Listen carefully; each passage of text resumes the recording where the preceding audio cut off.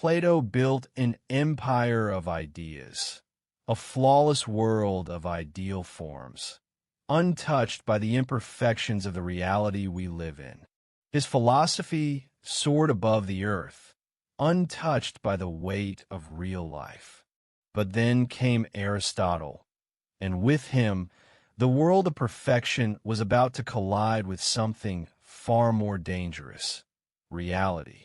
Born in 384 BC in the humble town of Stagira, Aristotle wasn't the son of kings or warriors. He was the son of a physician to the king of Macedonia. His beginnings were ordinary, but his mind? Unstoppable. While others his age accepted the world as it was, Aristotle was born to question it. At 17, he made the journey to Athens, the intellectual heart of Greece, and entered the most renowned school of philosophy, Plato's Academy.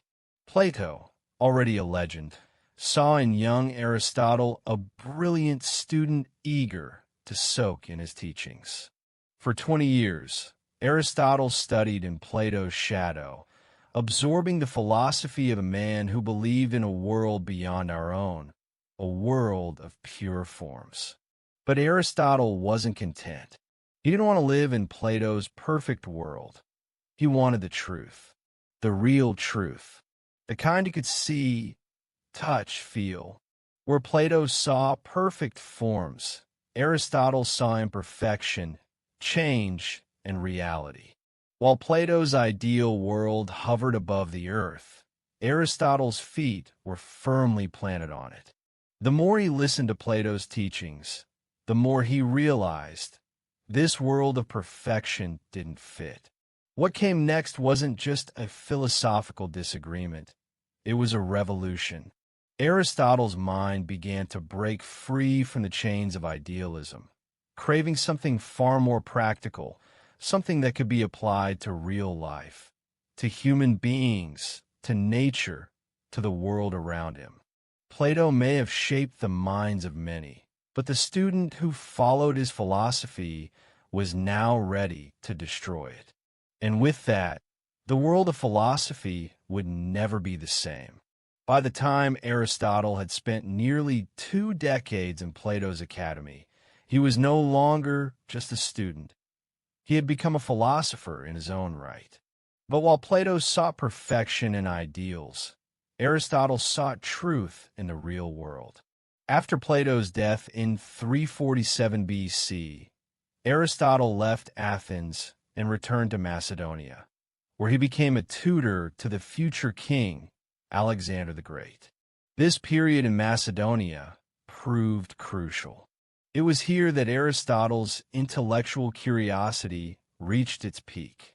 He taught Alexander not only about politics and ethics, but also about the natural world, biology, physics, and the philosophy of the mind. Aristotle's fascination with the natural world led him to begin an intense study of animals and plants, cataloging them in unprecedented detail. This hands-on approach to science was groundbreaking. He established biology as a formal discipline, laying the groundwork for centuries of future research. But Aristotle's most profound philosophical shift came when he turned away from Plato's idealistic theories and focused instead on empiricism, the belief that knowledge comes from observation and experience. He argued that truth is not found in an abstract realm, but in the world around us. In 336 BC, Aristotle returned to Athens and opened his own school, the Lyceum, where he began to teach and write extensively. Here, he didn't just teach philosophy. He taught people how to think logically and systematically about the world. Aristotle's method was not just about asking questions. It was about answering them using the scientific method, something Plato had never envisioned. Remember, from the fields of science to the halls of philosophy, Aristotle was creating a new way to understand the world. His ideas were about to shake the very foundations of how humanity thought about life. Aristotle didn't just challenge the mind, he challenged society. His teachings didn't sit well with the political elite of Athens. Unlike Plato, who idealized philosopher kings ruling over a perfect society, Aristotle believed in something more pragmatic. His ideas on governance were radically different, and this caused a great deal of friction. In 330 BC, Aristotle wrote his famous work, Politics, where he proposed that the best form of government was not a utopian ideal, but one based on the middle class, with a system that balanced wealth and power. This was a direct challenge to the aristocratic order of Athens, which valued the power of the few over the common good. But it wasn't just politics that put Aristotle at odds with the establishment. It was his natural philosophy, where Plato believed in the existence of eternal, unchanging forms. Aristotle argued that everything was constantly changing and that our understanding of the world comes from observation and reasoning. Aristotle's scientific work in biology, for example, was revolutionary. He dissected animals, studied their anatomy, and recorded his findings meticulously. At the time, the prevailing belief was that the world could only be understood through abstract reasoning. Aristotle's empirical approach was a direct threat to the established order, which resisted these new, practical methods. But Aristotle didn't care about popularity or favor with the elite. His purpose was to understand, not to please. As his ideas spread, they began to challenge everything from ancient philosophies to the power structures of the time. Remember, Aristotle's ideas were no longer confined to philosophy. They were starting to challenge the very way society was built. His next move would be his boldest yet. In 336 BC, Aristotle opened the Lyceum, where he began teaching and conducting his research. This was the moment when his ideas truly began to take shape, not just as individual theories, but as a comprehensive system of thought. Aristotle wasn't just a philosopher in a classical sense. He was a teacher, a scientist, and a leader. His school was not only a place of learning, but a place of intellectual revolution. Aristotle's students were encouraged not to memorize his ideas, but to question everything. Observation, logic, and reason became the core of his method. Unlike Plato's Academy, which focused on the ideal and the abstract, the Lyceum was dedicated to empiricism, the belief that knowledge is derived from the world around us. Aristotle's most famous works on logic, ethics, and metaphysics were written during this period. His Nicomachean Ethics established the idea that a good life is one that seeks virtue, courage, and justice, a life of balance, not excess. But Aristotle's work wasn't confined to philosophy. His studies in biology alone were groundbreaking. He dissected plants, studied marine life, and laid the foundations of modern zoology. His systematic study of the natural world was the first of its kind, and it would influence generations of scientists after him. The Lyceum became more than a school. It became the epicenter of intellectual thought in the ancient world. Remember, Aristotle had built something powerful, a school of wisdom. But as his influence grew, so did the pressure to maintain his intellectual revolution. Though Aristotle's time on Earth was filled with triumph and controversy, it was his death in 322 BC that marked the beginning of his true legacy.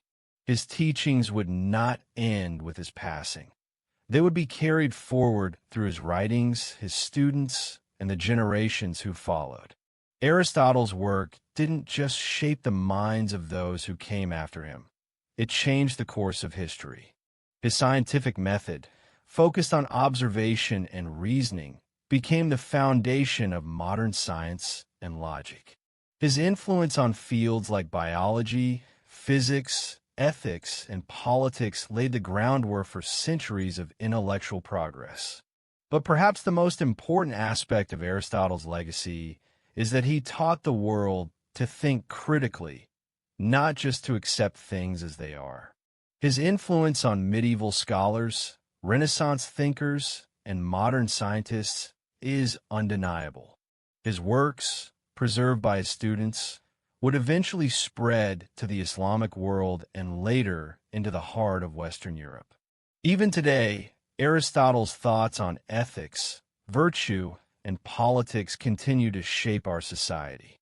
He didn't just teach us to think, he taught us how to live. Remember, Aristotle's work didn't just survive, it thrived. And as long as there are minds that question, Aristotle's legacy will continue to shape the world.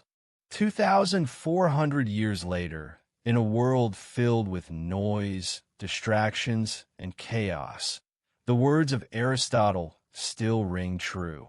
His ideas have withstood the test of time because they are not just intellectual exercises.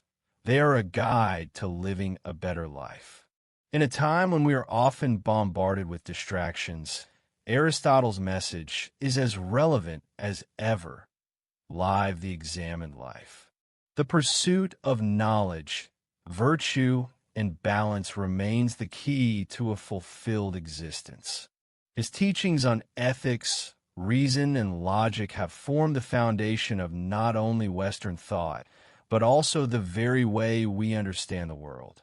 From science to politics, Aristotle's influence is felt in every discipline, every conversation, every classroom. But perhaps his most important lesson is this: the world is not perfect, but that doesn't mean we stop trying to understand it. Aristotle was the first to say that knowledge is not a privilege, it's a right.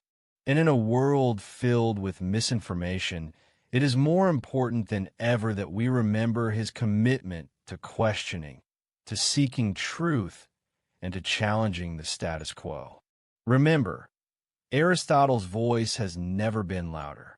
His questions are not just historical, they are a call to action. The world may have changed, but his legacy lives on.